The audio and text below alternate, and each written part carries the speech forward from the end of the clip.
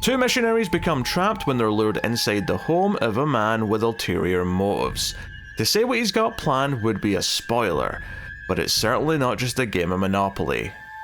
Join us as we discuss Heretic.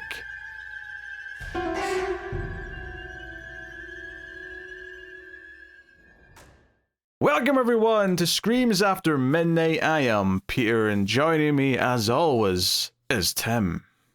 Good evening. This is a horror movie podcast. We get together, we talk about a movie, it's that simple. Coming up on today's show, we are discussing Heretic. So spoilers will be announced before we start. I almost said we're going to have spoilers there, which we're not. We're starting spoiler free, which we usually do. And we'll give you a warning in the middle before we go to the spoilers. And if you're enjoying the show on YouTube, please do hit the like button. It helps us out a bunch. And I'll tell you more about how you can support us to get bonus content over in Patreon at the end of the episode. So this is going to be a weird one for spoiler free though, because I feel like the trailers for this very intentionally kept it close to the chest. And you should probably go in pretty cold to this, but Sure. We'll see what we can do, and let's give some general impressions before we start spoiling things. So, yes, what is Heretic? Heretic's a movie about two young missionaries who go to spread the word of God and end up invited into the home of a character played by Hugh Grant, and he might have nefarious intentions. And that's basically all I got from the trailer, at least from what I remember from the trailer. Yeah. And that's it. What is he actually going to do? What's he got planned? What type of bad guy is he? All of that was completely up in the air, so we'll leave that the same here as we get started. But this was getting some buzz. There was some positive word of mouth on this one, so I assume you were excited to see this, Tim. Oh, absolutely, yeah. I think everyone I know that had seen it had, pretty good things to say, and it seemed intriguing. And yeah, I guess the big thing I heard going in was just that Hugh Grant was really good in it, and kind of made the movie, which not that unsurprising. It's it's only a few people actually in the movie, so you want to hope that they carry it. But the other two actors in it were really good as well. But yeah, I was looking forward to this one quite a bit. So I mean, I don't think there's much more to preface it with, so we'll get straight into it. Tim, what did you think of Heretic? I'd say it didn't disappoint. I thought it was a pretty intriguing movie, pretty fun. Again, the performances really sold it, and kept it pretty captivating. Like you said, it is kind of hard to talk about it, without getting too spoilery. I was trying to think of and maybe we can try to coin the term, but I feel like there should be a word for this type of movie where it's you don't really know exactly what's going to happen. You just know that something's off, something's wrong. Because it reminded me of those movies like Barbarian or Invitation or something, where it's just you have someone in a setting and you just want them to leave, but it's just gonna that's not possible. It's just gonna get worse and worse, but you don't really know exactly how. So I kind of put it in that category. But I would say if I was maybe gonna ding it a little bit, I'd probably say that I found maybe the first half or so a lot more intriguing, and once we kind of find out exactly where we're going and what the motivations are, not that I was necessarily disappointed or anything, I just maybe didn't find it as compelling as when you're just kind of learning everything and going okay, what's going to happen. But I still thought it was pretty solid throughout. Yeah, for a second there, I thought you were going to say that you found the first half a bit more boring, and no. I was ready to fight you, because I'm like, what are you talking about? That's the best half of the movie. Of course, yeah. No, I really like this as well. It's basically a movie with three characters. Not that there's no other people in the movie, but they're very minor. It's three characters, and it's all about just kind of okay, what's this guy about and where's he going with this? That's what you keep thinking. Where's he going with this as he's talking to these two young women, and you don't know exactly what it's leading to, or what his goal is, or what his motivation is, or even what his angle is. And it kind of slowly reveals, and that is so fascinating to watch. And I think the script writing, obviously the performances are going to be praised quite a bit for feeling natural and feeling like they bounce off of each other and whatnot, and the discomfort growing in the two characters is they kind of realize what the audience has already been thinking for the last 10, 15, 20 minutes, whatever it is the script is so good. It does this thing where it sort of pushes you into discomfort in these little minor ways where it's like, oh no, pretending to be nice still. There's still a lot of like pleasantries being exchanged. There's still a lot of this and that, but you're just kind of feeling that slow build under the surface the entire time, and that stuff's really good. And then just in general, I think a lot of what it actually does end up being about and talking about, I do find quite good for the most part, and especially I want to say something, but it would be kind of spoilery. I'll just say that the topics of which Mr. Reed, Hugh Grant's character, goes into, I found to be entertaining, partly because of my own personal views in some ways, and got a kick out of it. It was almost like I was enjoying the tension of like understanding how the two other characters feel, but I also got a little bit of a sick perverted like happiness out of like enjoying what the villain was kind of doing up until a point. Anyway, there was definitely a line that where once it was stepped over, I wasn't exactly rooting for him anymore, but still there was a period of almost sympathy, or not sympathy, but siding with the villain. I'll just say that. Well, he like reminds me of like the like kind of prototypical like annoying online guy where like, yeah, at first he's a bit more polite and he's bringing up in good points, but then like, you know, it reaches a point where it's like, all right, dude, like I get what you're saying, but like now you're just like beating it like over our head, or like trying like too hard to win your argument. And but it's like Hugh Grant just pulls it off so well that it's like hard to ever really be like that annoyed or anything by him. But I also think the movie does like a good job of portraying the, you know, the two, you know, female leads, you know, who are these Mormon missionaries, which as being like very likable. And you know, I thought that was interesting because so often, because you can't imagine liking a Mormon.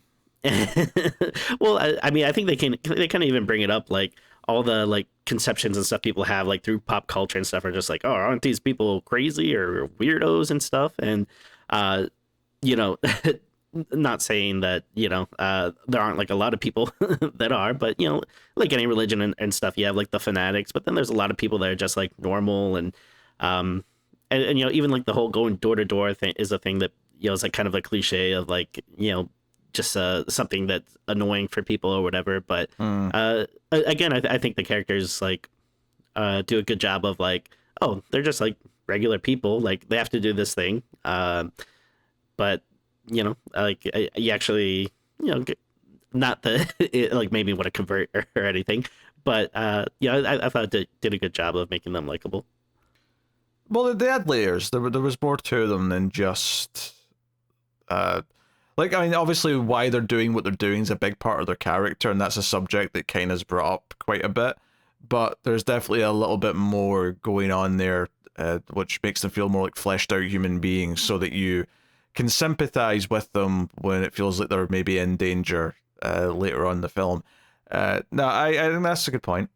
And then important, and should probably point out too that, you know, one of them is played by Sophie Thatcher, who yeah, it seems like she's, you know, popping up in like some horror stuff lately. You know, she did a great job, and you know, apologies, I'm not sure who the other actress was, but I thought she did a pretty good job too. Chloe East, and you've actually seen something else with her in them. Really? Okay. In them, in her. You know what I try to say. In it, she was in something you've watched. Okay. To say the thing. She was the daughter in The Wolf of Snow Hollow. Oh, okay. I'll have to go back and check that out. Yeah, I wouldn't have pulled that off the top of my head, but that's cool. I mean, I didn't clock it, but she seemed kind of familiar, and I was like, "What do I know her from?" But yeah, that was it. So, cool. nah, it's interesting. Yeah. Also, I mean, you keep praising Hugh Grant, and I'm not disagreeing, but I would like to point out that I don't think I've ever seen Hugh Grant in a movie and thought, "Oh, I like him in this," because he tends to be the smarmy asshole in a romantic comedy. That tends to be his thing, and he very rarely goes outside of that lane, at least as far as I can tell. I can't remember the last time I saw Hugh Grant in a movie. I feel like he's had like a little bit of a runner of like some good stuff lately. Like they're probably not your movies, but like he was in what was it, that newer Wonka movie with Timothy Chalamet, right. which I mean, whatever. I actually didn't think that the movie was that bad, but not like I'm a huge Wonka head or anything, but he actually did a pretty good job in that. And then I feel like there's something else he was in recently. He was in the Dungeons and Dragons Honor Among Thieves movie, which I never saw, but actually that was another movie that surprisingly I didn't think much of, and going in, but actually turned out to be pretty fun. I actually like that movie, and he did a good job in that too. Also, apparently he was in Glass Onion, and I saw that, and I don't remember him being in that, but oh yeah, interesting. Fair enough. Fair enough indeed. So I don't know. It's just interesting because I think of him as being a very in one type of role, and it's just kind of interesting that he's doing this fairly late in his career. Now, I was looking just before we started. I was like, oh, there's two directors who also wrote the movie, co-writers, co-directors, and I was like, oh, what have they done before? I'm curious, and much to my surprise, I click on their IMDb's. Now I see one thing that was okay, and that was Haunt from 2019. But they also directed 65 from 2023. Oh no, which was absolute garbage. So this is very, very strangely high quality given their previous work, particularly 65. So. I don't know how to explain that necessarily, but I'm a bit of a Haunt defender. Actually, I wouldn't say I love it, but I actually like that one when it came out. Again, for maybe for something not having much interest going in, and then watching being like, oh hey, this is better than I thought it would have been. But I mean, not like I'd say it's like a favorite of mine. I don't feel strongly about it to either make fun of it or defend it. I've forgotten it. It was I just found it completely forgettable. But the thing with 65 is if you had told me before I watched this it was from the co-writer directors of 65, I would have went into this dreading it. I would have went into this assuming it was going to be trash, and it's not. It's very good, which is kind of weird. I don't know what happened with that. Maybe because it was a studio movie with lots of visual effects, they got a lot of notes or something. But I also think that's a cop-out, though. It's so easy to just blame the evil studio when sure they might have just made a shit film. I don't know. I mean, that's a movie with I would say a pretty good premise, but then also a bad script when you actually watch it. So and they wrote the script for the record with that. So it's not like someone else wrote that and they just directed it, and they got to actually have control with this by writing it. No, they wrote and directed that too. So yeah. I don't know. Very, very strange. But I mean, obviously, it's good that they got better, that they bounced back and made something that was a much better movie. So I can't fault that. I mean, maybe staying lower budget, more kind of grounded was a wiser choice for them. I'm not sure, but hey, we're here. So I mean, everyone has a bad movie in them. So I think it's easier to bounce back from something like that versus someone like Rob Zombie or something. I'd be surprised at this point if he made a movie we like, because it's just been so many bad ones after another. But I guess you never know. Yeah, no, it's just I mean, obviously it's a good thing, but I'm genuinely surprised to see that. This, you know, I didn't recognize the names when I clicked on them. I'm like, wait, they did that. So yeah, I mean, it's good. So I guess there's a reason why the trailer didn't lead with like from the minds of 65 or something. oh, they knew. Yeah, if that movie had been a hit, they would have been slapping it all over the trailer. Yeah. But they kept that to themselves. So I genuinely wonder what they think of 65 though. Like, are they happy with that final product? Do they think they did a good job, or did they finish that and have like, oh, we've got something to prove because that was a mess? Like, yeah, you know, how do they feel about it? I'd be fascinated to know that. But hey, so as far as anything else goes, the movie, obviously it's a very confined movie. It's basically a bottle movie because it's all in this one house pretty much, barring a little introductory segment at the start. It's all there. So, you know, if you like that type of premise, if you like the idea of like a good chunk of this movie, a good half or so of it at least, is just three characters talking, but there's kind of an underlying tension building throughout. So if that sounds like something that intrigues you, because I know it intrigues me, like, you know, if you tell me, oh, it's like a horror movie version of 12 Angry Men, just with characters speaking until things kind of bubble up to the surface, that does intrigue me. Not that I'm saying it's exactly that. It was just the first thing I thought of with people in a room talking. And again, when that's like most of your movie, you really got to make sure that you have the right people that are going to make it compelling when it's like so much talking. So again, this is something where it just really pays to just have very solid performances.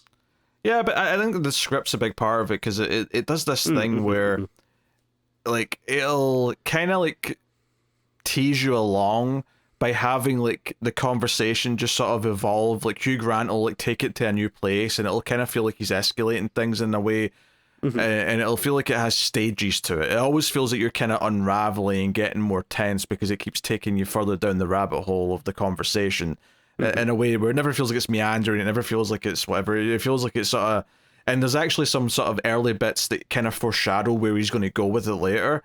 Once you get there and you realize, oh, he was already kind of talking about this stuff before, but it was just kind of more teasing it as opposed to the full-on analysis that comes a little bit later. So, I don't know. I just, really well done, but very, I don't want to say pleasantly surprised. I kind of am in hindsight because of what the directors also made, but at least going in, it had a lot of buzz, so I kind of went in pretty hopeful and did not feel let down by it. So. Yeah, for sure. Yeah. All right. Well, I think with that said, we should just say spoilers because it's kind of hard to talk about a lot of this. I guess the one thing I'll add in is Topher Grace is in this in a tiny, tiny role. You might not even recognize him, but I noticed him. I legitimately didn't know that was him until like afterwards. My wife pointed it out. I was like, really? I would not have clocked it at all. Yeah.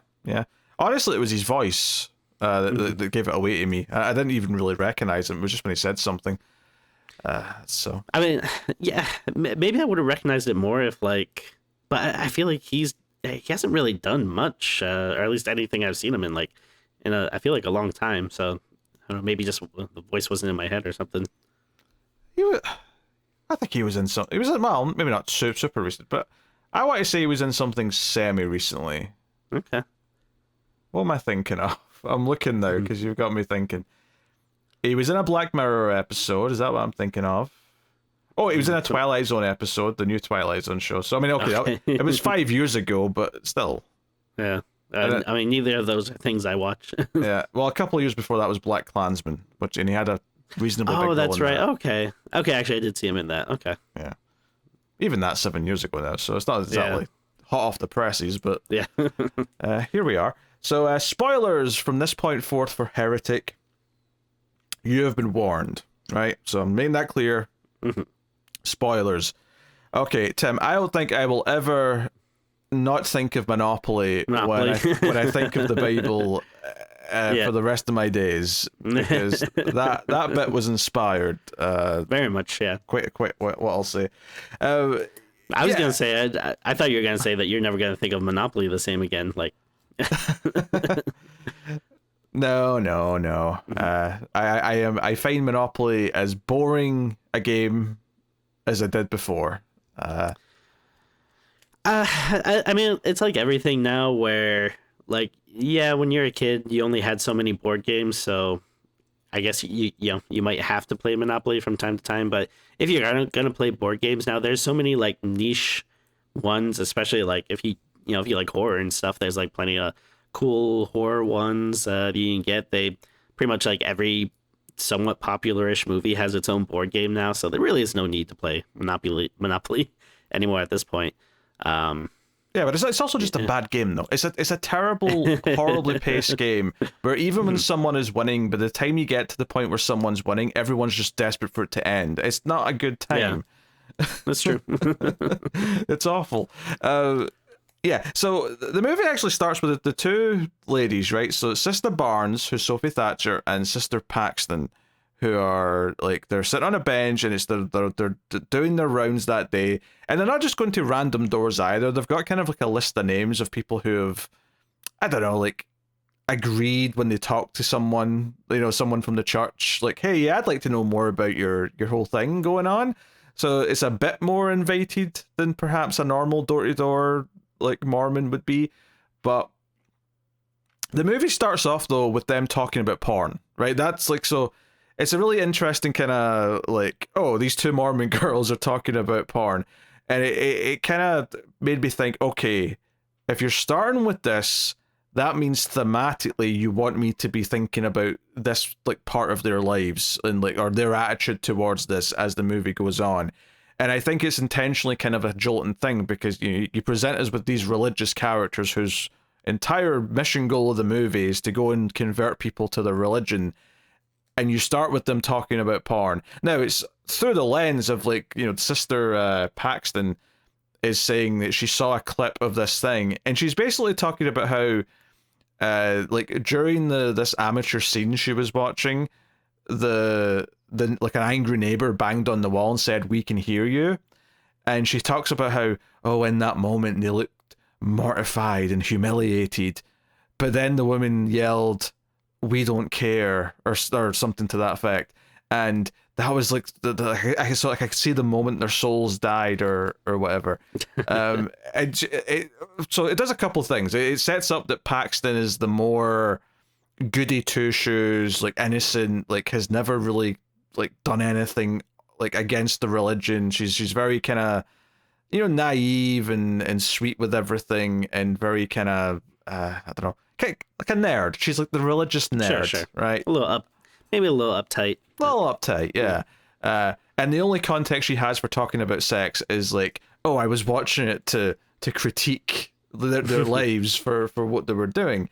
Whereas Barnes, played by Thatcher, seems to like, she doesn't like say anything against her or anything, but she kind of, there's a couple of moments on her face where you can see she's maybe, because I think like Paxton in this scene also talks about how, oh, this is the moment where she knew God had to exist because of this, that, or whatever. And it's clear that Barnes doesn't have that experience. She doesn't have that one like religious, like, touched by God moment that made her believe in all this. And I think it actually gets the audience thinking, does she even really believe it that much anyway? Like, did she just kind of fall into this because reasons, rather than because she's this devout person who really is into it? But so, look, this conversation does a lot of things. It starts you off in kind of like okay, they're talking about something that we don't expect these characters to be talking about, and it feels a little bit taboo and inappropriate. So it kind of sets you up, because the way religion is going to be talked about later on is definitely kind of going to be, it's going to be compared to Monopoly and fast food. So we'll get to that. But it also kind of sets up both characters really well. So I thought this was a really strong opening scene. It was like, okay, it caught my attention. I mean, maybe it's a bit of a stupid thing to say. If you want to catch my attention at the start of a movie, have them talking about hardcore sex. But it does, in the context of this, it does catch your attention. Because it's not just like, because if two teenage boys were having this conversation, it would mean nothing, right? If it was girls, it'd mean there's a little bit more, because you don't hear that as much, at least in movies, from girls. But two Mormons who are door to door, like, preaching for God, that's surprising. It's different. It's like, okay, all right, because you don't think of, because I think the outside opinion is that, oh, they never talk about that. It's hush hush. They can't talk about sex. But no, of course they're talking about sex. Why wouldn't they be talking about sex?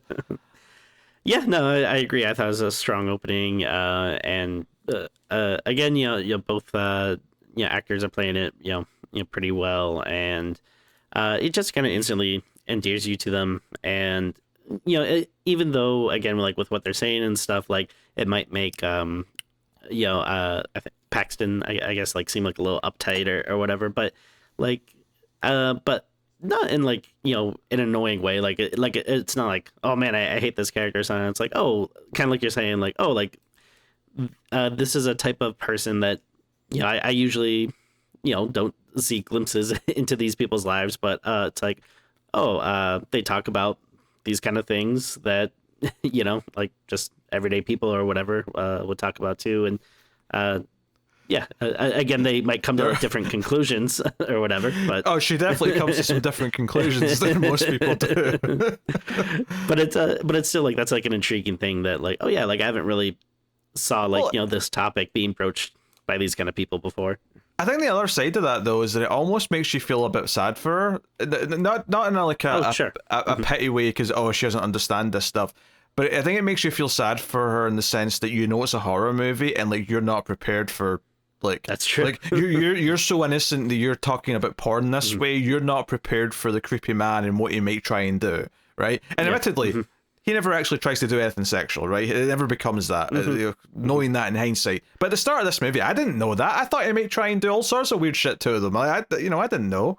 So Yeah. it kind of sets you up for like, okay, you're a bit naive and you're a bit uptight, but like you're young and you've been kind of brainwashed. So it's whatever. Like I feel more bad for you that you're not maybe tough enough going into this scenario and you're about to go into. And I think that's part of the arc for her for the movie is that by the end she is tougher and she is ready to fight back and whatnot. But she takes a bit getting there. Whereas Sophie Thatcher's character is definitely the one who clearly is like the red flags go up and she's the one who's more eager to like run away or fight or whatever it is when the time comes.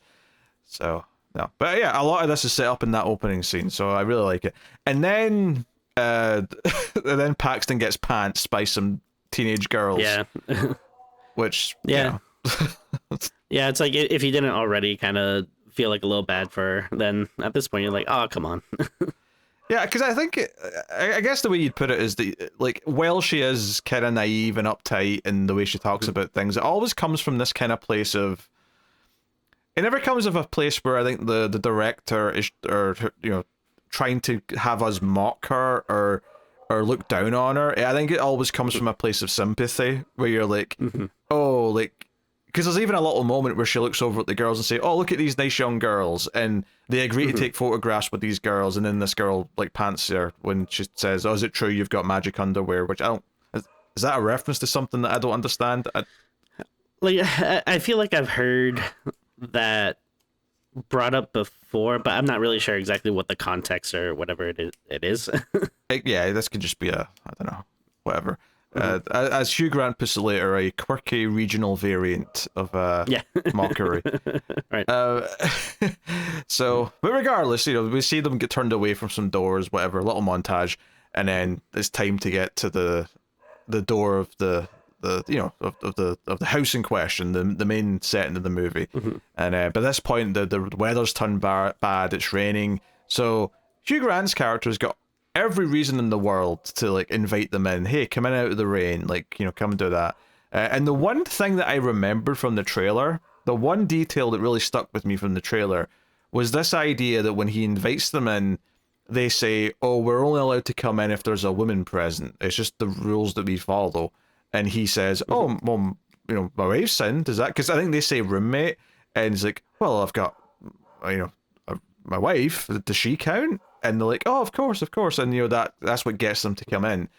I think what I like about that is that it worked really well in the trailer to kind of sell that, oh, he's lying. There's no wife behind there. But I think because of what a lot of what he's saying later on about religion and about believing something just because someone's told you it, like in hindsight, this actually, I like how this plays into his theology, like the rest of the movie, and how he like tries to make his arguments is like, hey, all it took was one sentence, and you were just ready to come in and jump in willingly. You know, you believed the few clues that I put out, so that you just everything was accepted. Like, I don't know, like it ended up being like such a thematically relevant little lie that he tells when he tricks them to come inside. Then I think I thought it would, I think in the trailer I was like, oh, he just lies to get them inside. Okay, now they're in, they're trapped, right? That's it. Movie starts, off we go. But it's actually a little bit more nuanced than that. There's a bit more going on there where it actually relates to everything that he's going to say.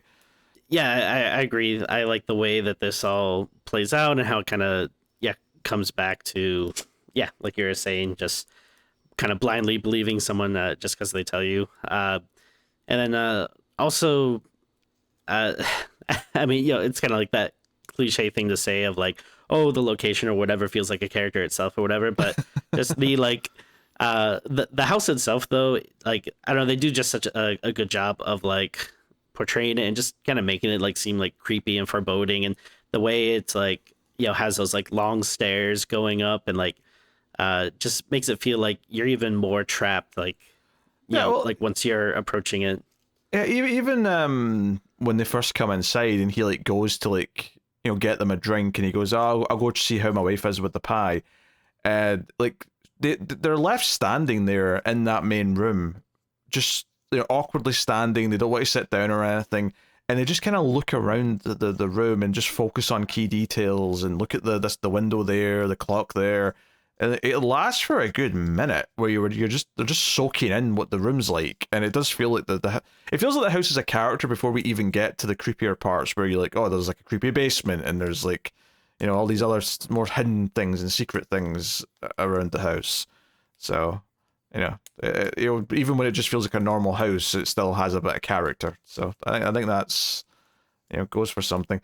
Now, honestly, talking about like the next like 30-40 minutes of the movie is kind of, I don't think we can just go through it in order, because it's a lot of conversation and it's hard to kind of go through it in order and actually I feel like I'd have to have it up and like deconstruct it like chunk by chunk to do it that way. So I think generally speaking, we have to kind of summarize it a little bit.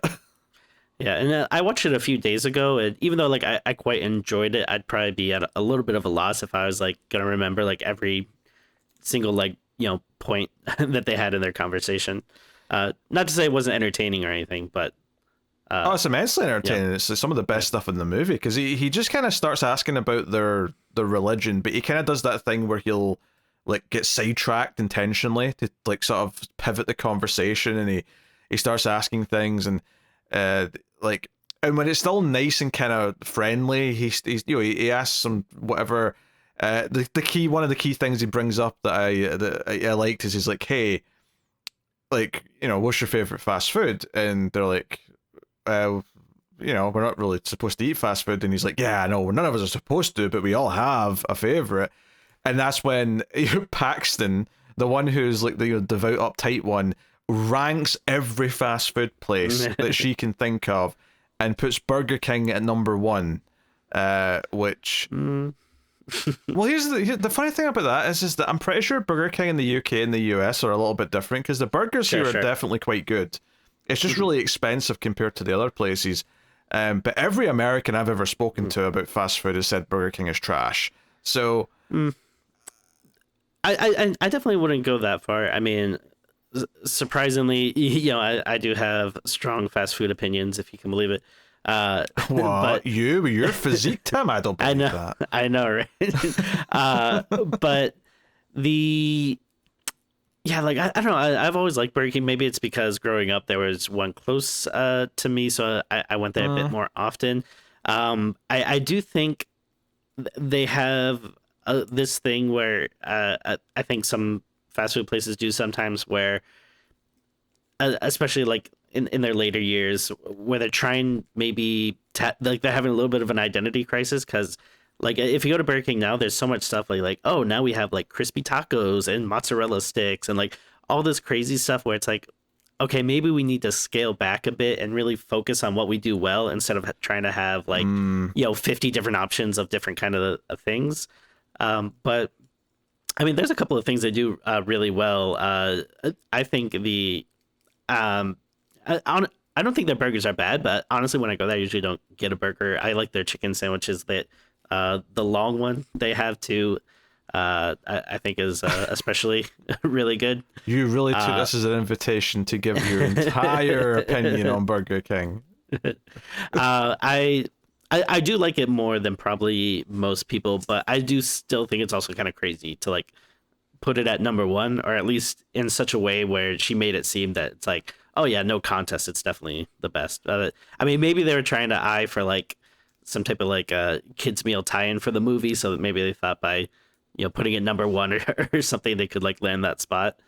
Yeah, she also put In-N-Out surprisingly low, and then she had the McDonald's at like the bottom, and I thought that was a bit of a strange pull. I know it's a cheap one, but it's comfort. I think, I mean, people like to rag on McDonald's, but I think there's a reason why there's so many of them and it's so popular, because I mean, yeah, it's like fast food and everything, but I think it is like, yeah, it's comfort food. It does what it does very well. And I mean, maybe controversial for most people, but I really don't like In-N-Out. I think it's highly overrated. So I would agree with her on that. But I also know there's a lot of people that love it. So a lot of people love it. I had it when I was in California purely because enough people had told me that I need to try In-N-Out. Yeah, and then there's a joke at the end where he says, "Oh, what about Taco Bell?" And then they go, "We don't talk about Taco Bell." And there is kind of like a serious payoff to that later as to why they don't talk about Taco Bell, but it just sounds like a funny joke in the moment. Yeah. We don't talk about Taco Bell.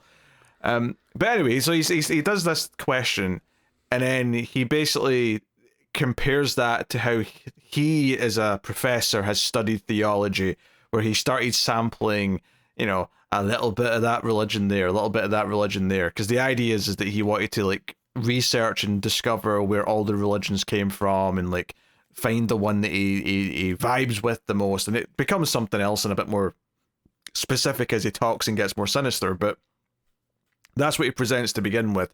When it takes a bit of a turn, I think, where it starts to feel really sort of like he said something kind of weird, is he starts asking about their opinion on having multiple wives, and reason why he does that is because he starts critiquing the person who founded the Mormon like version of Christianity, and starts talking about how he had multiple wives, and I think he was really just covering up for the fact that he liked to sleep with a lot of women that weren't his wife, and it was just an excuse that was kind of like turned into something, and they're a little uncomfortable by this. The subject's kind of weird, and it's kind of progressing at that point. But they spend a lot of time here, like sitting there, and the entire time they're supposed to believe that the wife is in the kitchen making some blueberry pie, which they've guessed is blueberry because they can smell it. And then there's the sort of the big reveal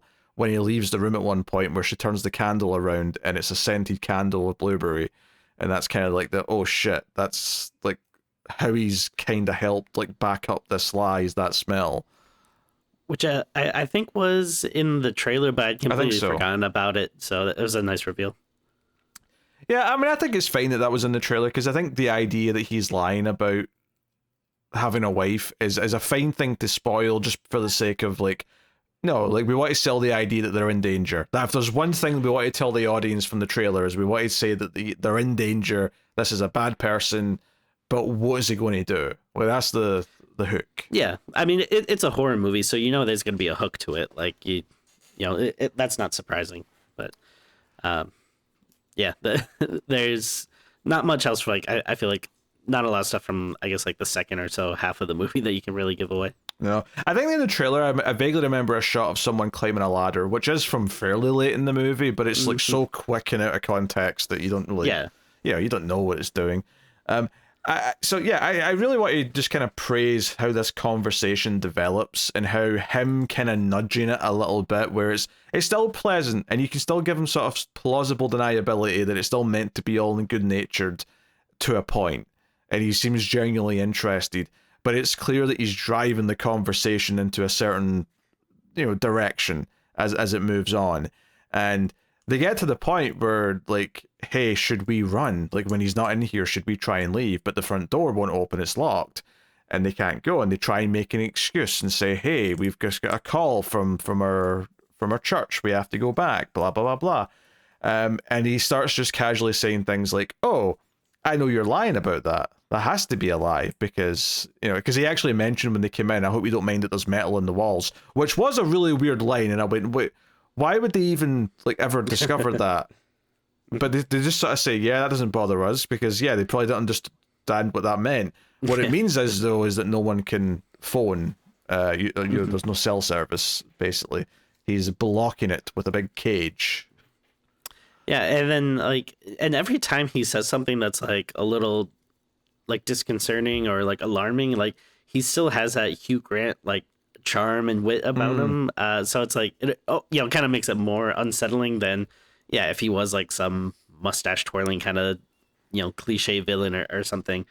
Yeah, he's always trying to comfort them as he says it. It says, look, this is how it is, but you can just leave out this back door, or he'll say something like, oh, don't want to alarm you. I know how this is, 2 young women with me here, but you're free to leave anytime you want. He keeps saying things like that. And the more he says it, the more sinister it feels because it's I don't think that's true. I think you keep saying this, but it's just categorically false. Yeah, I think some of the most creepy or disturbing stuff is when he'll just say something and walk away or whatever. When he's okay, yeah, you're free to go, and then he'll get up and go to the other room or something. Because it's just oh, that he doesn't mean it, or he knows that there's no way that he can actually do it. And then you just again, this movie does it well, and like I said, I feel over the last couple of years, it's been other movies that have evoked a similar feeling where you're just I don't know where this is going, but I know it's not right, and I want the person to leave, but I know they can't. And I guess to their credit, they're not really making bad decisions. They're pretty level-headed throughout the whole thing. But I mean, they're screwed from the start because as soon as you enter, you can't really leave. Yeah, no, I mean the points they insist on the wife coming out to see them, and he just kind of keeps stalling. When it's clear that it feels like he's stalling, immediately hey, we should leave. Let's just try and go without talking to him. Oh no, he's got our coats. He's got the key for our lock and our bikes. Shit, we have to get that somehow.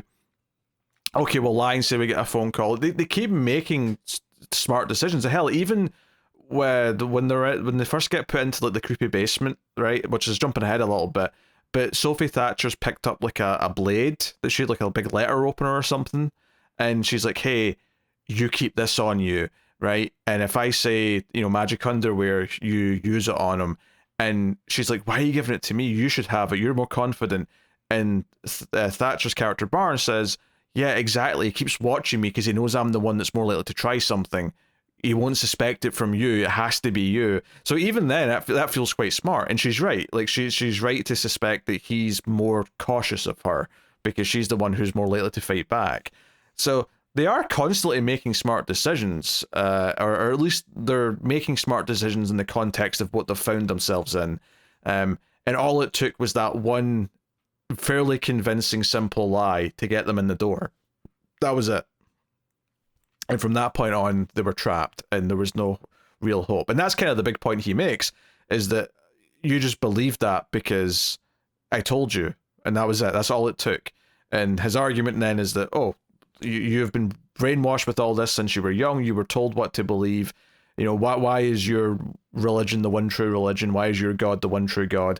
And he goes on, he does a slideshow presentation. He does a whole thing with a projector that eventually leads up to the idea of what we were getting at with the Monopoly board. So just to try and summarize this the best I can, he basically pulls out 3 Bibles, right? The 3 basic Bibles that exist, which is the Judaism one, the Torah, Old Testament, and then you've got the Christian Bible, and then you've got sort of the Islamic Bible, right? And those are the 3 main ones. And then he pulls out this old board game, like the Landlords or something to that effect. I can't remember the exact title. I think so, yeah. The Landlord game. And he's like, hey, this is just like Monopoly. This is it's got the same fundamental things. You have to get you land in a chance, you get a card, you try to buy up properties, and people owe you money if you land on them. This was made first, but because the brothers that sold Monopoly to the Mattel or whoever it was, they basically stole the idea. They made all the money, and this original creator got nothing for it. Right? She went poor and never got a penny for how popular Monopoly became, and basically compares that landlord game to the original Bible, compares the Christian Bible to the more popular one that everyone knows, which is Monopoly, and then whips out like Monopoly, like I can't remember, like Platinum Edition or whatever it is. Like, here's the new updated variation that's kind of sexy.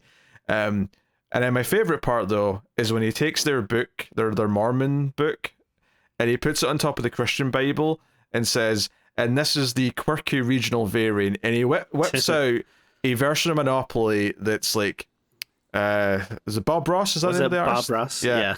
Yeah. We didn't have Bob Ross in the UK. We had Rolf Harris as the equivalent, I think. Oh, okay. But it's like there's the Monopoly with that, and he's like, this is the quirky regional variant, and that's what Mormonism is. It's just a kind of a little offshoot that's got its own quirks to it, but that's all it pretty much is. And I have to admit, there was part of me here, because they're kind of like nervous and they're scared at this point because he's clearly ranting, and they're kind of scared that they can't leave. He's still pretending they can, but like they obviously feel otherwise, and we kind of know otherwise. But I think at this point I was thinking, you know what? This is kind of a sick fantasy of mine. Like, someone comes to the door trying to tell me, hey, can we tell you about our Savior, Jesus Christ? Like, the idea of coming in and having a slideshow ready and be like, you're going to listen to every word I say from my atheist mouth as I tell you why this is a bunch of bullshit. Part of me was getting some sick pleasure out of this, Tim. I'm not going to lie. Well, I mean, the thing that's funny to me is, because I mean, I wouldn't say like I derive pleasure from it, but like, I mean, it's a very like well done analogy and presentation, so it's entertaining in that factor. But it does also remind me of like, yeah, the people, like sometimes, you know, the overly annoying atheists, like, you know, can just be like just as pushy or bad as sure, yeah, you know, the so-called religious people. So like it's funny to me in this case because they're not like, you know, trying to like argue with them or like bash all these points over the head, or like, you know, they don't like start by saying like you're going to hell, or, you know, they're not like that kind of annoying pushy religious person. So to me it's funny, like he's trying to like, you know, make all these points and whatever, and, you know, I mean that's totally fine if you want to relay that or whatever, but you know, it like it gets to a point where it's like, all right, well, I mean, these people seem nice enough, just let them believe what they want to believe, like who cares, like as long as they're not like hurting people or whatever. Like so I don't know, like a lot of this stuff he's clearly obsessed, him, to be like, as we go on throughout the movie, he's clearly an obsessed madman. Let's note that for a second. Oh no, of course, but no, it's funny, like a lot of these things, they kind of boil down to like, I feel like almost like watching like someone fight on the internet and stuff, which I don't think that is nearly as entertaining as watching like this. Like this is you know, I think more like thought provoking and stuff, but it does remind me of those kind of arguments where, yeah, you have like one person, you know, is trying to make all these points, and then sometimes like the other person like just doesn't care or whatever, or you know, I think it's interesting when they do kind of actually fire back, like, you know, when she starts making the points, like when she's like, oh, like all those other stories you brought up, like they don't really account for this or bring this into fact or whatever. Yeah, one of the points he tried to make is that why is it that the original version only like 0.7% of the planet you know, follow? And she points out you never even considered the Holocaust might have had something to do with the numbers on that one. Right, yeah. So, yeah, no, like, they fire back. I think it's so intriguing, though, because, like, they're, like, almost too scared. And I think part of me was thinking, like, is he kind of hitting the, like, is he obviously he's scaring them, right, with the way he's doing this and whatnot, but like, is he kind of almost making a compelling, because we started this movie with the hint that one of them maybe isn't as devoutly into it as the other, and I thought it was quite interesting that when he presents him with these two back doors and he writes belief on one and disbelief on the other, and he's like, pick your door, which one are you going into? It's the one it's Thatcher, the one who we think might not actually be that devout and into this, is the one who stands her ground and says, no, I'm getting in there. You don't get to like affect like what I believe. And she talks the other one. She talks Paxton into it. She's like, hey, do you still believe in God? And she's like, yes. Well, then don't pick that door because you think he wants. Don't give him some sort of weird satisfaction that he's convinced you of anything. Come over here and be true to yourself. And they both go in the belief door. But it's interesting just because he presents all these arguments. And they like have to stand there and listen to them, but it's almost like he is treating them like they are just like a one-dimensional stereotype. But we've already like learned or experienced enough with them to see them as a bit more in depth than that. Like they're more like full, well-developed people, right? They have different elements to them, and I think by this point we've already learned that Sophie Thatcher's father had like died when she was young, and stuff like that. You know, like there's some nuance to how they talk to each other and how they are with certain subjects. That's why we started the movie with them talking about porn. So it's like we see them as a lot more than just the Mormon girls, even though that's obviously a big part of who they are. And it's almost like this movie plays like a really interesting kind of experiment on the audience. Or I say experiment, maybe it's just really good writing. And that it presents us characters that it'd be very easy to find annoying in a lot of contexts. Arguably in the real world, someone comes to your door, try to peddle this stuff at you. It's annoying, hence why I got some sick pleasure out of the idea of like bombarding them with a slideshow and belittling their Mormonism. But what it does is that because we see them as more interesting people than that, we find ourselves kind of sympathizing with them regardless of, because it feels like at a certain point it doesn't matter what religion they're a part of. Like he clearly wants to make this run. He's baited them in, and they could be peddling any religion, right? It wouldn't matter. He would want to make this speech. I suspect that every victim he's ever had has maybe been lured into the house in this way in some capacity.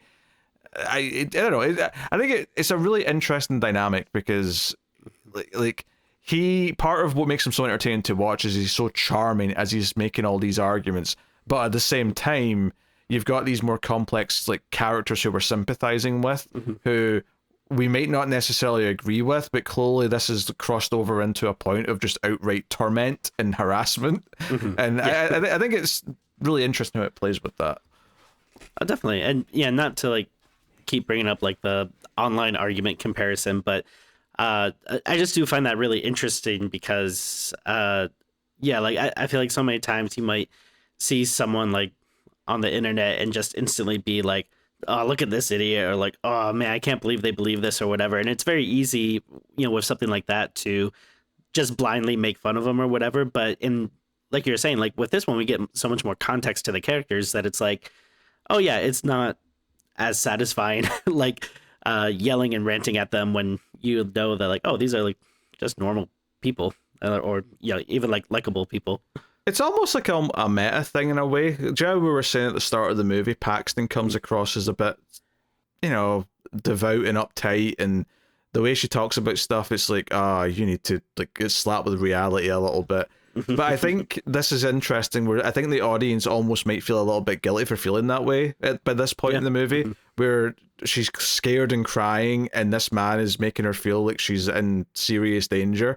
You're like, she doesn't deserve this, right? Just because like she spoke a certain way, or she jumped to some conclusions, or she has some ideas based on like how she's been raised. Just because she put Burger King at number 1 of the fast food list, she doesn't deserve this.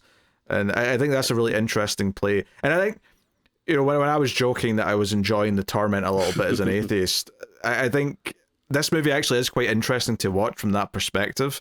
Because if anything, I'm the sort of viewer who's going to like take more work to make me sympathize with characters like this, and it works though. It does. It works, and it's proof that anyone from any creed can be sympathetic, as long as you make them real people. You make them layered. You give them character. You give me strengths and weaknesses. You give me reasons to want to root for them. Yeah.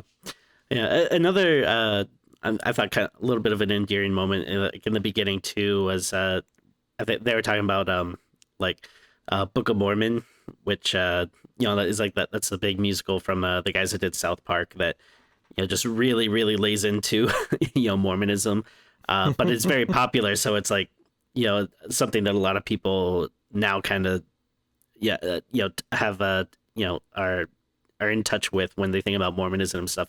So I thought that was another interesting conversation they were having with like, oh yeah, like everyone just thinks of all this stuff from like Book of Mormon, and then I forget which character it was that was like, oh yeah, but like the songs are kind of funny though. Like they're like, as much as they're like, oh yeah, this cultural pop culture thing. I think that's Thatcher's character is the one who says, oh, some of them are kind of funny though. So it kind of like again fed into that idea of Paxton's not seen it and just is like, oh, that South Park movie like is given us such a bad reputation.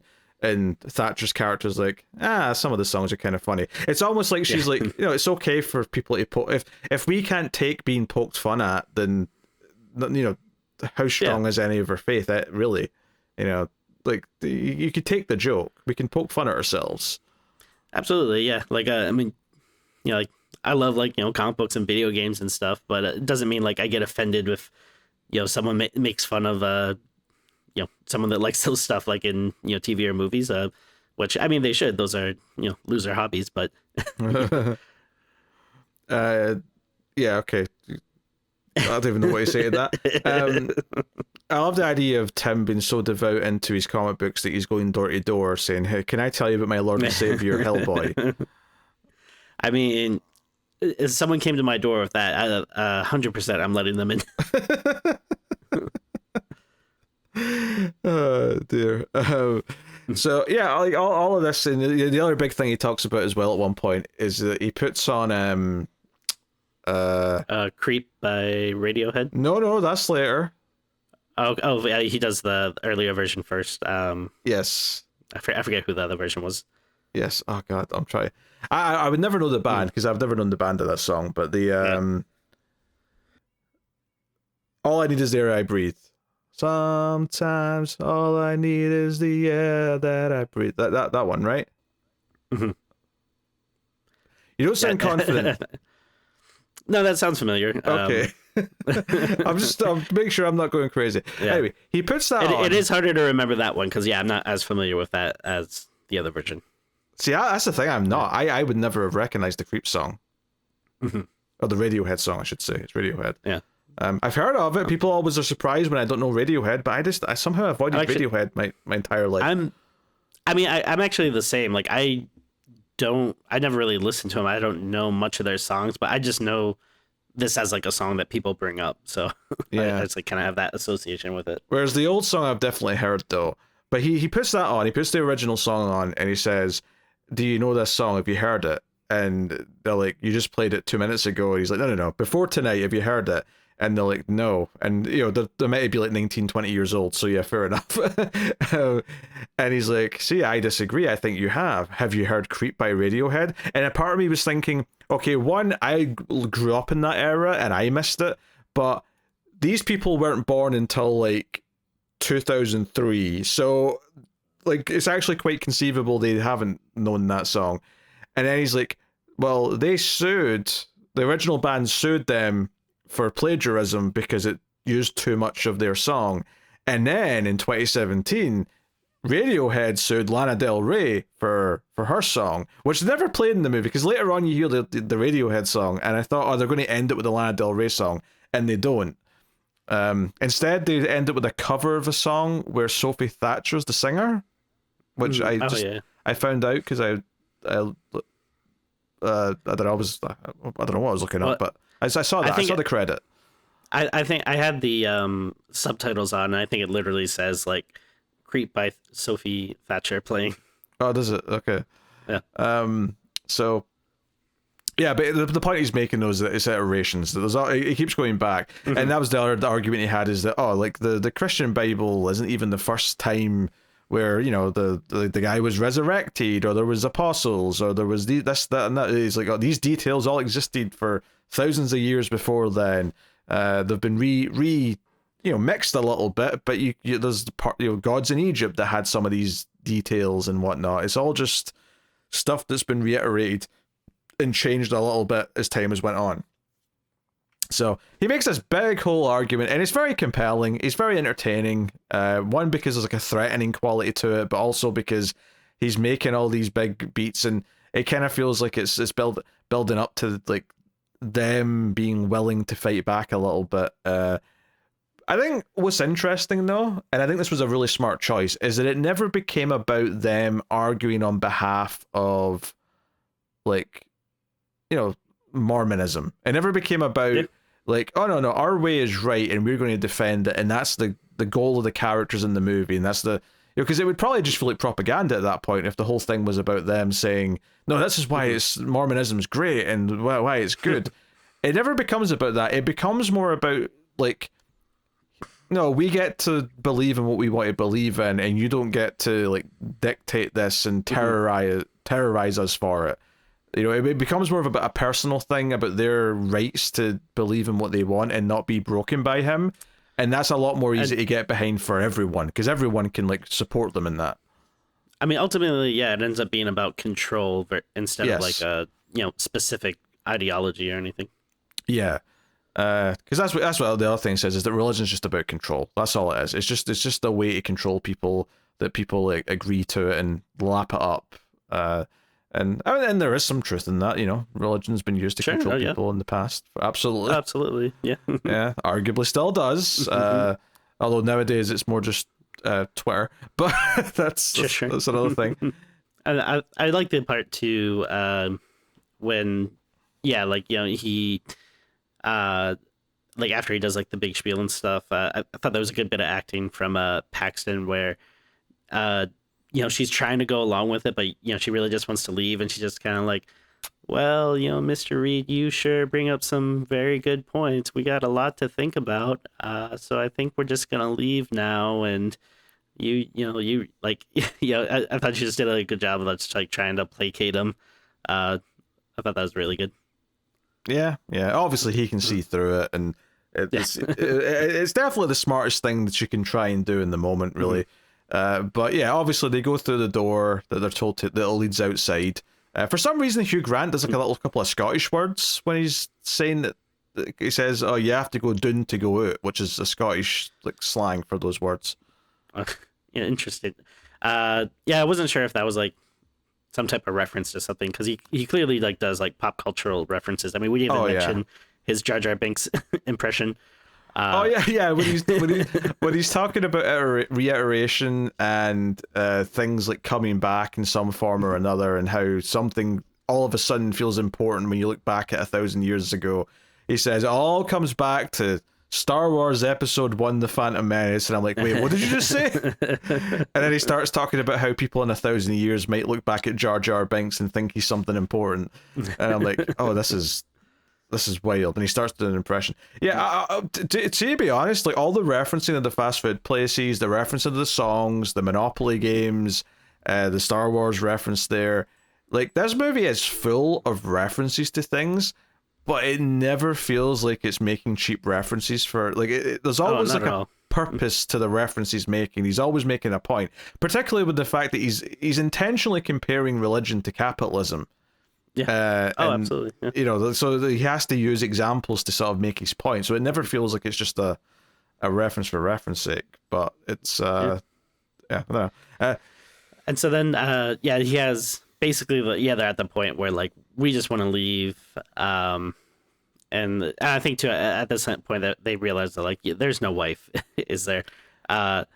Even the way he talks about it, he's like, hey. Like, let's be honest here. If you still believe there was a wife behind that door making blueberry pie, then why don't you go and say hello? He kind of like challenges them and says, like, we both know that's a lie. You've realized that by now, but you believed it just because I told you. And that's kind of feeding into the point he's making about beliefs.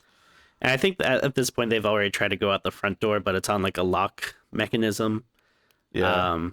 And there's and like another good bit is that there's like a what do you call it? Like there's like basically like a countdown to it, because it's like like, oh, like they can't stay in a stranger's house after like past dark or something.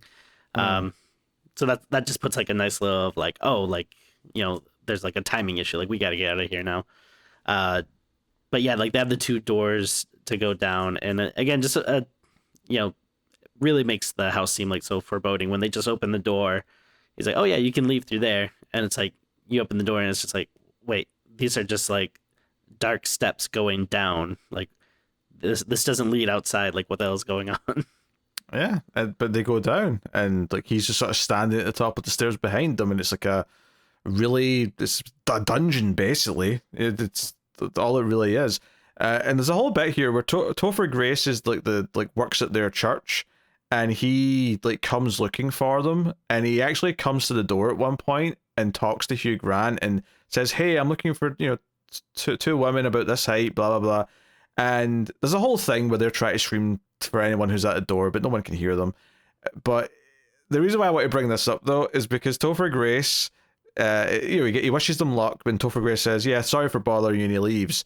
And then like a couple of minutes later, the door goes again, and it's Topher Grace, and Hugh Grant's kind of on alert, like, oh, is he come back because he's seen something? And I think we, the audience, are meant to maybe suspect that, oh, maybe he saw their bikes or something like that, or he's seen a reason for him to come back. And I assumed that Hugh Grant was about to kill him. There's like, oh no, you're about to like get in the way of this, so I'm just going to kill you.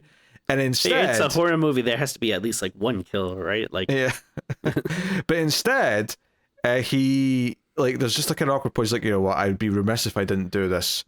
Have you read our leaflet? So it basically just is a joke where he's coming back because he's realized, oh, I should still try and convert this guy. I should still try and recruit him into the church while I'm here. And it's basically just kind of like almost like a joke about how he was no help at all. Like this guy who's supposed to be looking out for them at the church didn't even get a hint or an inkling that this was where they were, or that they're trapped here, or they need help. It's like, I don't know. The church in the end did nothing for them. Oh yeah. So I don't know. I just thought it was funny, and then he walked away happily because he'd given the guy the leaflet, and it was he made his day. And so I do think it's interesting because at this point we're at least halfway through the movie or so, probably a bit more than that actually, but yeah.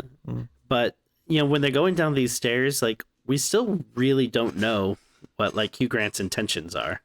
No, you obviously know there's something up with him, and he clearly has like thoughts on religion and stuff. But it's like, all right, so what does he want exactly to do with these girls, though?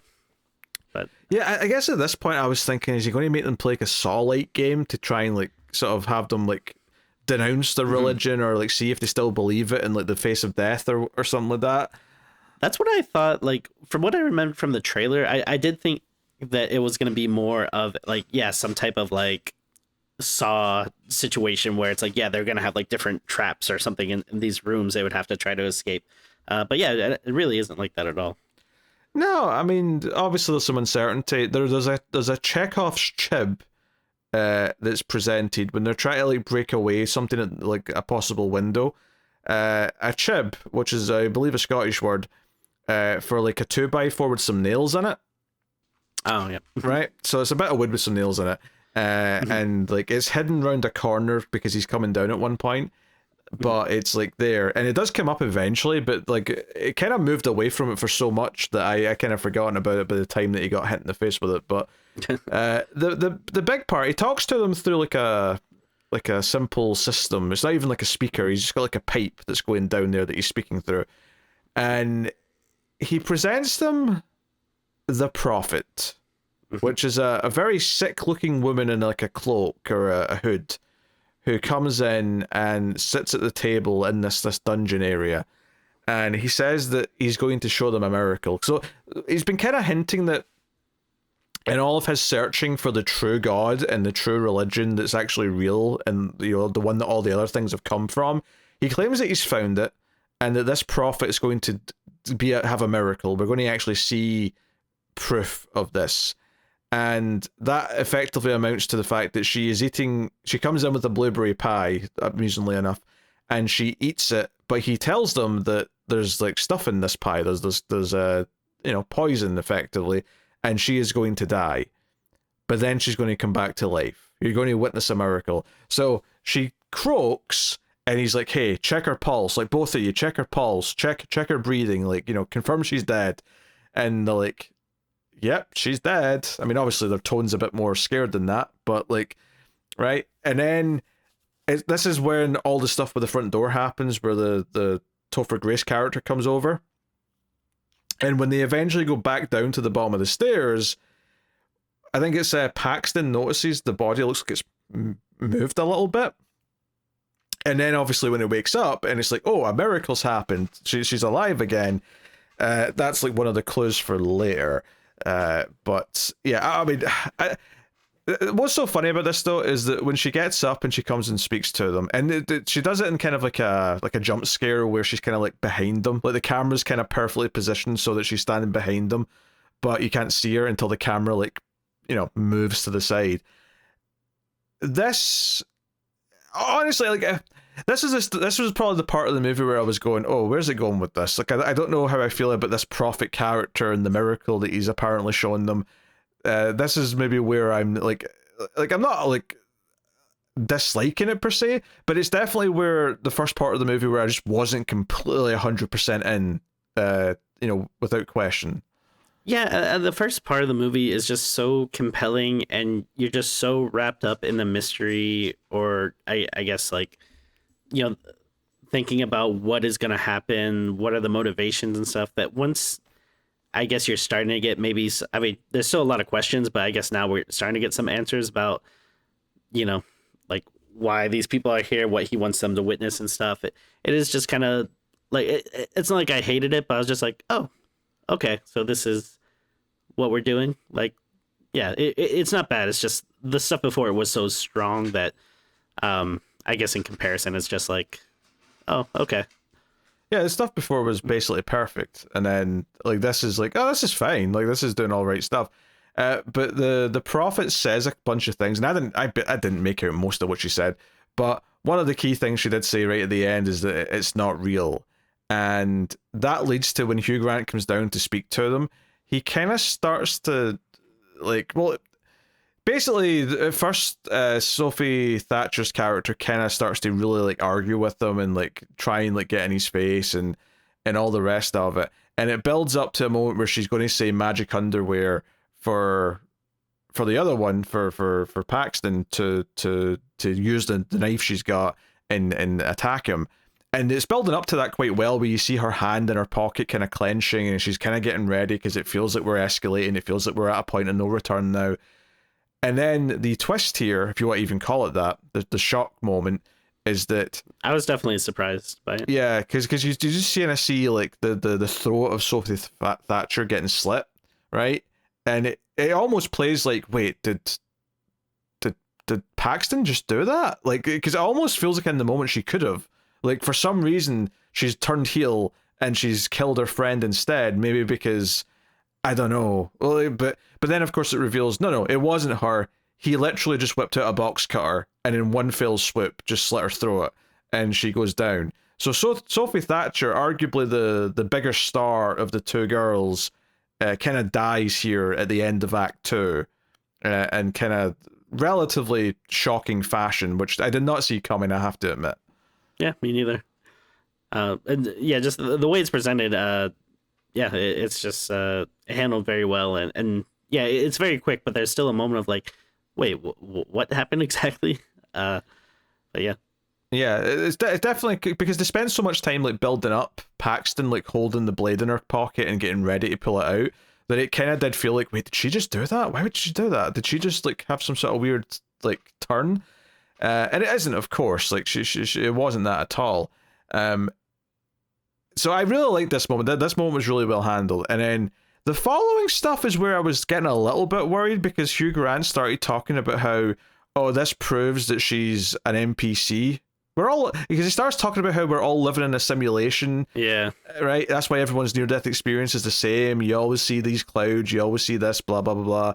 And he starts like going on. I was like, wait, are we really going down this idea that he's just a nut job who thinks we're all living in virtual reality? And And it turns out, I was actually really pleased that it turns out not to be the case. And this is kind of like her big turning point as a character, is that she's able to, after a bit of him yammering on, she deduces that that's bullshit, and that, no, we're not in a simulation. You're just thinking on your feet, because the woman, the prophet, said something she wasn't meant to, right? You probably told her what to say, and she didn't come back to life. There was just two of them who swapped out. Like, when we were distracted by the door, you just swapped them around, and this woman who's alive woke up and said what you told her to say, but she went off script and said an extra thing about it not being real. And what she meant is that this whole, resurrection thing that you just witnessed isn't real. You're trying to cover for that by saying this simulation bollocks now, that this, we're not in the real world, and that's what she meant. So she starts to, like, piece things together and kind of, like, really, like, I don't know, it feels like her character really is, it's almost like she has to find the strength to survive on her own, because, like, the other one's gone, right? Barnes is dead, and she has to just think of a way of, like, fighting out of this now. It was funny because it did make me feel like kind of stupid, because I was like, oh, I would not have put that all together.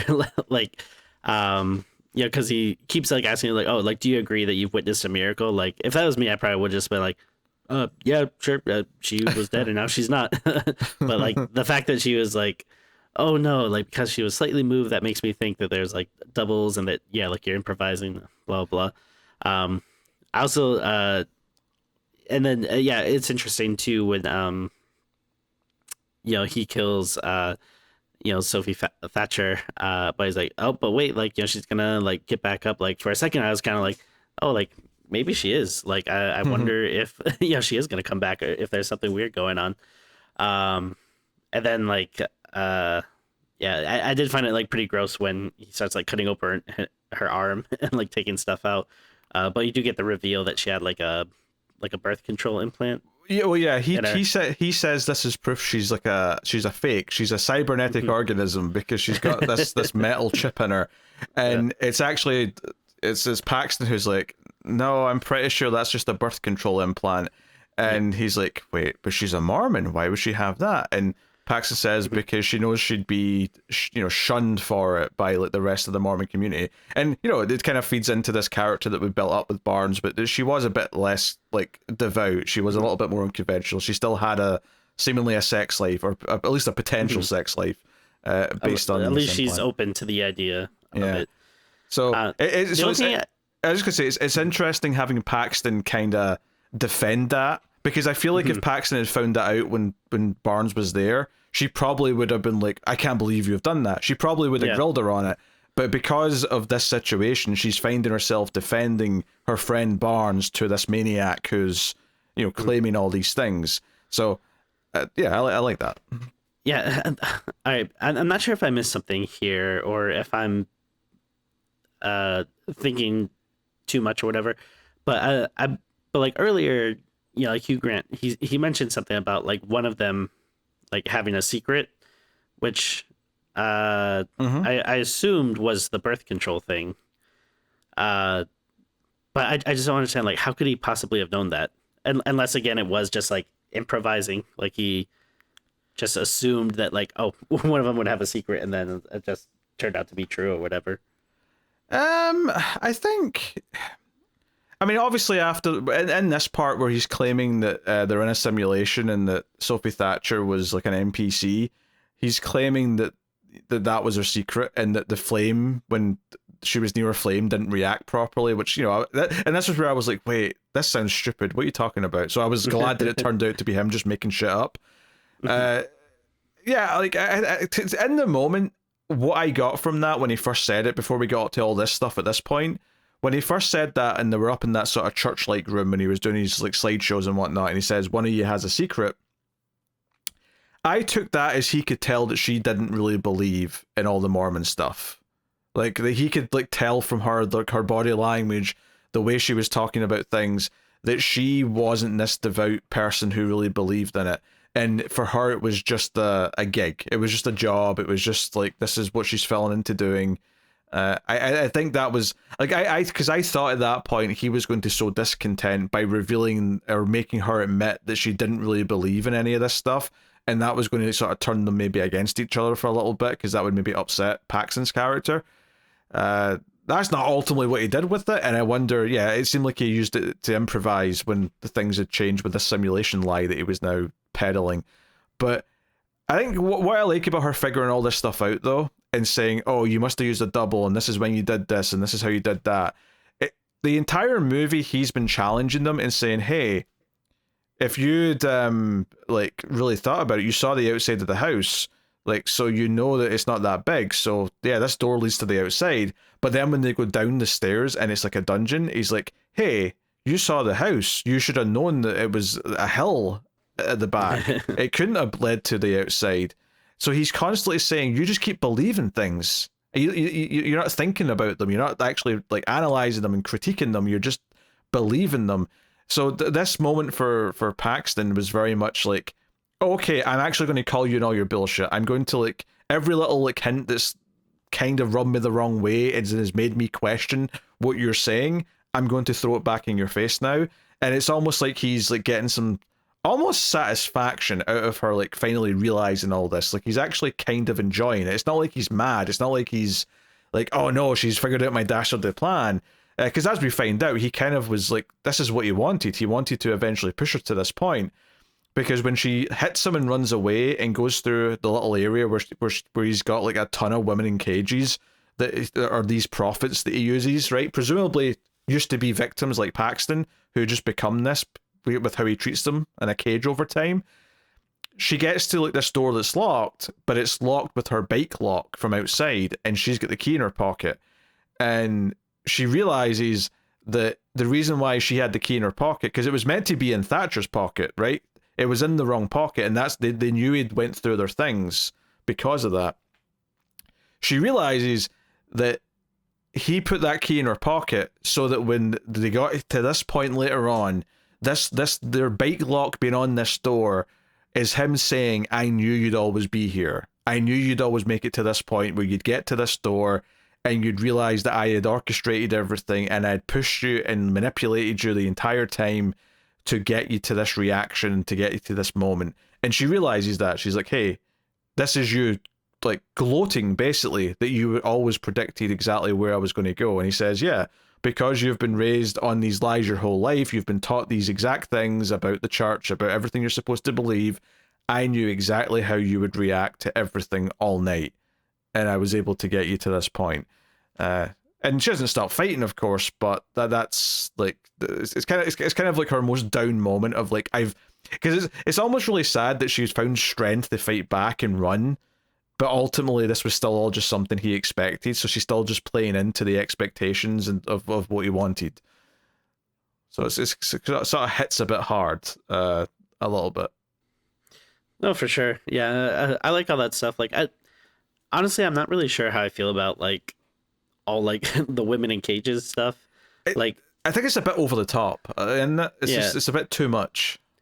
And like, I couldn't help but think like, okay, so where do these all come from? Like, are they just, are these all like, people that came to his door, like similar, to them or whatever? And it's just like, all right, obviously he's like a very smart, manipulative guy, but it seems like it would, in something that is, like, it's not like a fantastical movie with supernatural stuff or whatever. So it's like somewhat, based in the real world. Like, it just seems like, okay, how could someone like, have these many people, go missing at his house or whatever, and not, I don't know, have people questioning him or whatever. But I mean, a very minor nitpick, like it doesn't really affect the movie at all, but just something I couldn't help but think about. It's just one of the details that made, like, I think he's such an interesting character, but when he's got like a room full of caged women, it feels just a bit more of like a movie villain. So it feels like it just loses a little bit of its mystique a touch.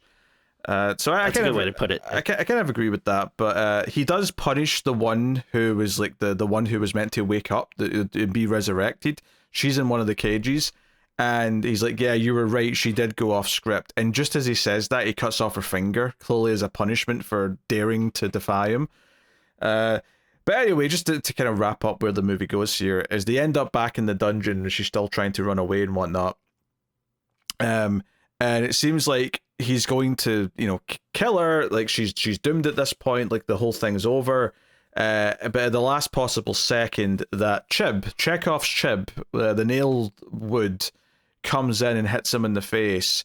And basically Sophie Thatcher, like, was still alive. Like, just enough that she was able to get up and, like, sort of save her friend. And she collapses and dies right after. And I kind of, like, took this as, like, hey, in a weird way, he kind of, like, delivered what he said he was going to deliver earlier on. And that someone came back to life. You kind of witnessed, like, it's kind of a miracle she had enough strength in her to get back up and save you. Because she dies right after. She's still, her throat is still slit. She's still doomed. So she dies right away. But, like, and it's I can see some people, like, critiquing this and going, it's a bit of a movie thing that she's still alive and able to save her. But I kind of like it in the way that it plays on the idea that someone was going to get back up. Thematically, even if it's not realistic, it's still like, hey, there's your miracle. Your friend was able to wake back up and save you just for that one fleeting moment. So it works. Yeah, and the movie just ends with her climbing outside and, like, sort of looking at the sun and feeling a bit, free, I guess. Not that it's super happy by any means. It does feel kind of somber, and, like, she's been through hell, her friend's dead, and, like, probably her beliefs have been challenged and dragged through the mud. Because I guess that's something, like, you could probably elaborate on more at the end, is exactly what her feelings on her religion is, or her religious beliefs, given what this guy has put her through.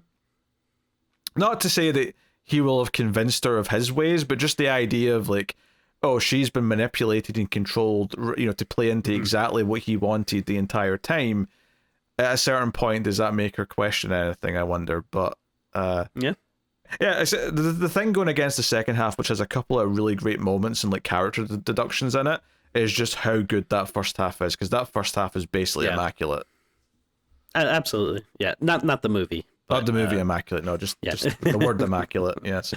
No, I mean, I agree 100%. Yeah, like, all this stuff in the second half, it's not bad by any means. It's just that, the first half is so compelling that it's just hard not to see that where it kind of, shifts. Yeah, it's almost like the movie, I mean, I won't give my ratings away yet, but it's almost like the movie is, like, a super high number out of 10, and then they go through the door down to that dungeon, and that's where it kind of shifts to, just a decent number out of 10. Like, it kind of, and where the final rating lands is kind of, I guess, however we feel overall by the end. But I definitely would like to watch it again. I do think it was compelling, and I think that it kept me on my toes and made me very, like, engaged with what the conversation was, and very intrigued with where it was going. And it felt quite refreshing in a way, because it was so focused in its key goal. And it's fairly unique in the sense that, it's just not a maniac with an axe trying to kill someone. Yep. It's not a monster in the basement or anything like that. It felt like a very different type of, it's someone trying to, like, force their opinion on you to the extent where they become kind of dangerous. Yeah. No, totally. Yeah, it's definitely. It was. I don't want to say unexpected, because there was a lot of good buzz, so I was looking forward to it, but I was very happy with how it turned out. Yeah, that said, in hindsight, it being Scott, Beck, and Bryan Woods behind it is unexpected in a number of ways. I want to point out there's a credit at the bottom of the list here for just basically an extra who is credited as driver with car, and all I can think is just say driver. Like, of course they've got a, like, what are we going to assume? Driver with golf cart? Like, I don't know. Just that tickled me the wrong way. All right, Tim, what was your scene of the movie? Yeah, I mean, there's a lot of good stuff in that first half. It is kind of funny because it's, I mean, obviously, yeah, you can break it up, but I mean, once they get to the house, I mean, I feel like that's where the meat of the good stuff is. Like, basically, when they first arrive to the house, which is pretty quick. I mean, it's not a lot before that. It's like, at most like 10 minutes, and even then I don't even think it's that much. Yeah. But like in a way, like it all flows together so much that it almost feels like that's kind of like one scene, like when they get to the house up until like they get into the basement. But yeah, I mean, I guess I'd probably go with the Monopoly scene. It was just a yeah. Again, it was just like a fun, amusing look at or way of kind of explaining these religions. And then also it's interesting because it's bringing up facts I didn't know, like, oh, I never knew that Monopoly was a ripoff. And I don't think we talked about it, but there was like a nice little build up to it where I forget exactly what he's saying, but he's like it sounds like he's like gonna do something like really sinister, but then he just like flops like Monopoly on, It pulls Monopoly out, yeah. Yeah, and then it's just kind of like, well, okay, wasn't expecting that. But yeah, that was a good bit of business. Yeah, there's also a part where he says, many people have played Monopoly, but very few have finished it. And then he says, does that remind you of anything else? And he taps the Bible. Yeah, that's a good point. This is a fair point, crazy man. Yeah, it's hard not to pick the Monopoly scene, like just because that part of it is so focused, and it feels like his argument's really coming together, and like what he's comparing religion to, and how it's he's saying it's ridiculous that people are so devoutly into this when it's basically just a brand, it's just a thing.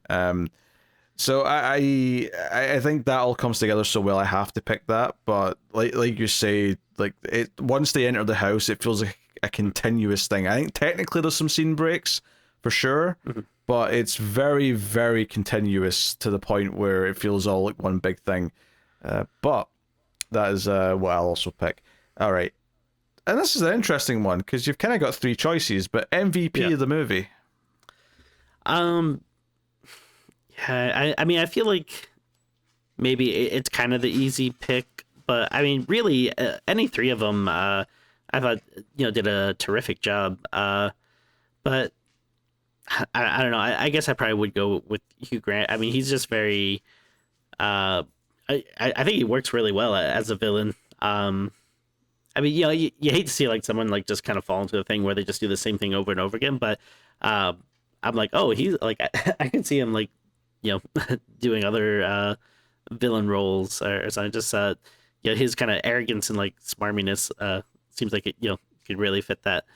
But yeah, no, I thought that was a nice portrayal of him from something that we don't necessarily suspect. I feel like he's probably done like a villainous character before, but it's probably like a kids movie or something like something like this. I feel like seems pretty novel for him. But I mean, I don't want to discredit like the other two leads. Like they both did a really good job.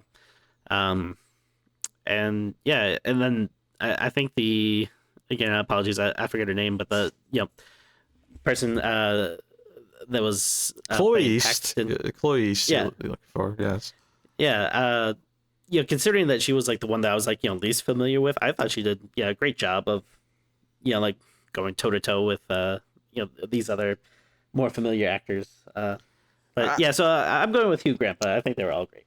Yeah, I think that's the other thing about Sophie Thatcher's surprise death when it happens, is that I think she seems like the obvious choice to be the final girl, in the sense that if it's going to be down to one of them at a certain point, it makes sense for it to be her because she's the one that's more of the rebel. It feels like she's almost giving a bit more character because of all those little moments where she's kind of like clearly like has a bit more of a nuanced opinion about all this stuff. But by making it the other one, by making it Paxton, it kind of is like forces you to like have a character who evolves more from what she was at the start. Whereas arguably Sophie Thatcher doesn't really change over the course of the movie, but Paxton does. So yeah, I don't know, it's just an interesting choice that it's like surprising, but it actually works and really makes sense in hindsight when you think about it. Which is the perfect kind of surprise, because you don't want it to just feel like a surprise for surprise sake. But I guess I gotta go Hugh Grant as well. Like, they're all important and they all do a great job, all three of them, but ultimately this movie would not work if he didn't work. And I think that's, just something you have to acknowledge. So I'm going to say the Hugh Grant, unbelievably. All right, Tim, what are you rating Heretic out of 10?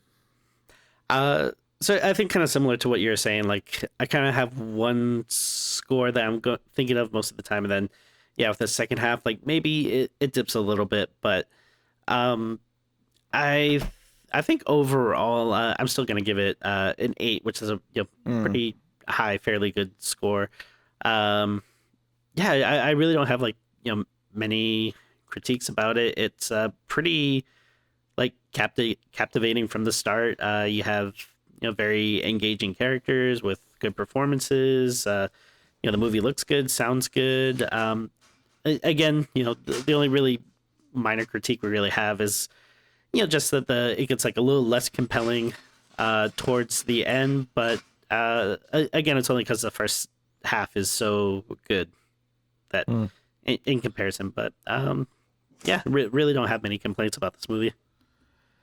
Yeah, I'm kind of on the same wavelength. 8 out of 10 is kind of where I was landing as well. I think if the entire movie was as strong as that first half, I think it'd easily be a 9, because that's how good that first half is. But because the second half is good but not great, it does pull it down a bit. So I think 8 out of 10 is where I think it lands overall. So yeah, and I'm looking forward to seeing it again at some point. But yeah, you go. That is Heretic. Now, next time, assuming all goes to plan, we'll unfortunately be doing Imaginary, which is a movie from 2024 that we've been putting off for quite some time.